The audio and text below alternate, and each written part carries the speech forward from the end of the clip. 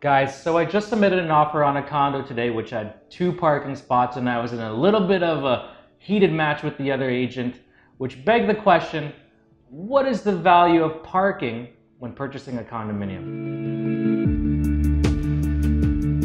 Hey guys, it's Calvin, the Social Realtor, and today we're talking about a topic that you've probably thought about, but now I'm bringing to light, okay? And this is parking within a condominium. How much should you pay for it? How much does it cost? And how much value at the end of the day does it bring back to you as a buyer?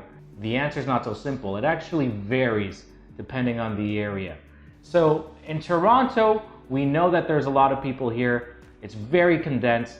There's a need for parking spots. I can go on King Street, buy dinner at the Keg there in the Fashion District, and spend 25 bucks just to park there. Parking is scarce. So when you're buying a condominium in Toronto, you can imagine that the price point is also high because there's a demand. $50,000 is the price for new build, new parking spots in Toronto, and that's gone up. You know, in the last 5 years, I think I've seen them at $25,000, and in truth, I think I've seen them as high as $60,000 now. That's a lot. Now, when it comes to resale, though, you know, does it have the same price point? In Toronto, yes. The property that I put an offer on the other day was in Mississauga. Actually, it was today. It was in Mississauga. And Mississauga is great. It's a region just west of Toronto, and it's definitely the second highest in terms of value and density for cities within the greater Toronto area. This pocket, however, it had 2 buildings. It rests on a golf course, and there's no other buildings around it, so there's no need to park and visit entertainment of any means that is not golf. Furthermore, there's a lot of visitors parking, so parking is in abundance. This property had 2 parking spots. And, you know, I was hard pressed to think that each spot would be worth $30,000. Because the truth is, if you're only using one, you're looking to rent one. And if there's no demand for rent, then it becomes more of a burden than an asset.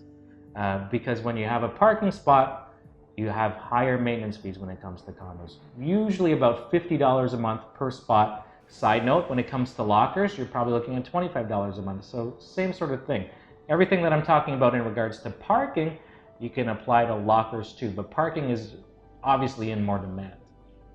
So with this one, I said, look, there is no value for the parking here. Maybe one, but the second one is more of a headache. And we're negotiating now at a lower price point because it is not worth it in my opinion. If you can buy a spot in Toronto, do it. We know that there's a great density in Toronto, that there's a demand for it. It's not going to hold you down in terms of a cost. Buy in Toronto. If you're in another area, evaluate the need for parking, even within the next 5 years. If you've seen there's nothing around and you don't think the value or need for parking will increase, I wouldn't attribute value to it.